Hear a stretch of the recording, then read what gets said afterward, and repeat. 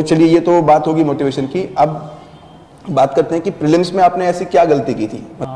मैं अपनी जर्नी में जो मेजर रोड ब्लॉक रहा उसके बारे में बताता हूँ कि सी सेट बीइंग ए सीए एक टेंडेंसी होती है कि हम लाइट ले लेते हैं सी सेट, ग्रांटेड ले लेते हैं, for granted that we can do this.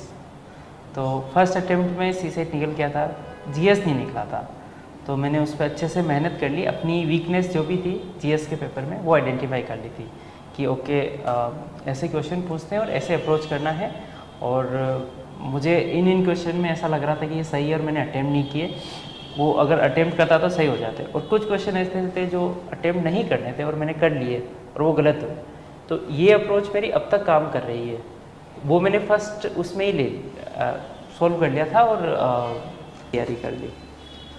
और मैंने इस कॉम्प्रिहेंशन एक भी अटेम्प्ट नहीं किया as usual, and I got 47 marks in CSET, and in GS I got again 112 marks when the cutoff was below 100. I am not able to recall the cutoff. So again वो रहा। तो similarly मैंने ये CSET में भी किया कि comprehension मुझे करना है, भले ही मेरे गलत हो जाए लेकिन मुझे इतना सा सीख लेना है कि मैं कुछ सही कर सकूँ। तो हुआ यही था इसमें, इस अटेम्प्ट में 23 में क्या हुआ था कि 1 घंटा और 20 मिनट में मैंने कोई 23 चॉइस क्वेश्चन सी सेट में उसके मैथ, रीजनिंग और जो भी मैथमेटिकल पार्ट आता है उसके सोल्व किए थे। और फिर मेरे पास कुछ मार्किंग करने के बाद 30 मिनट्स बच रहे थे और मैं 23 क्वेश्चन के उस पर था। और फिर मैंने अगले 25 मिनट में 21 क्वेश्चन कॉम्प्रिहेंशन के किए और उसमें से 19 सही निकल गए।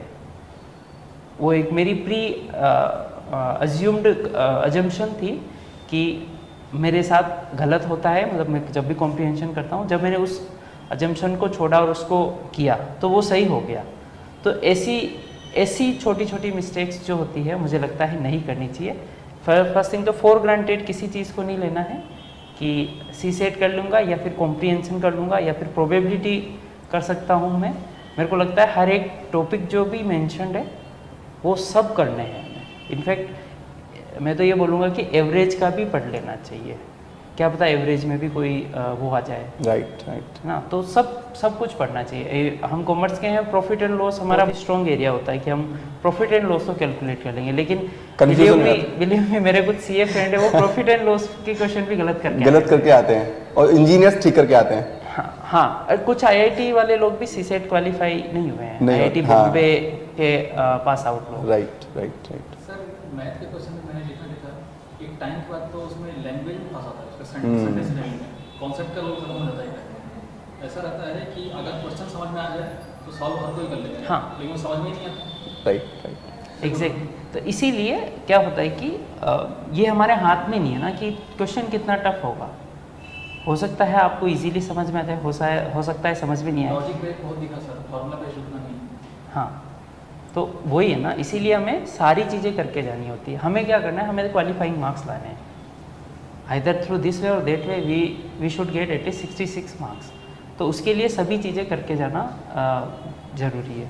और मेंस के लिए भी यही मैं बोलूँगा कि जितने भी टॉपिक मेंशन्ड है, इनफैक्ट अपने कॉमर्स में एक वो कॉस्टिंग में एक थ्योरी है परफॉर्मेंस रिव्यू के बेस, बजटिंग के बाद चैप्टर में आती है, जिसमें इकोनॉमिक वैल्यू एडेड और 2-3 divisional performance measurement, DPM, traditional measure, non traditional वो मैंने बहुत ही इग्नोर किया हुआ है। इस बार क्वेश्चन आया था वहाँ से। हाँ, उस बार उससे क्वेश्चन आया, लेकिन इस बार मैंने हर एक चीज़ के नोट्स बनाए, हर एक टॉपिक के, एक भी टॉपिक नहीं छोड़ा है मैंने। तो इस बार मेरे कॉमर्स में ठीक मार्क्स आए, बहुत अच्छे नहीं आए। पेपर 1 में 143 हैं, गुड मार्क्स हैं। वो मेरी गलती की वजह से, आप अपना को अंडरएस्टिमेट कर रहे हो, नहीं, मेरी गलती की वजह से। हाँ, गलती तो है, बट 150 इजीली गुड है वो, डेफिनेटली। हाँ, राइट। मेरे 2 30 मार्क्स के क्वेश्चन थे थ्योरी के।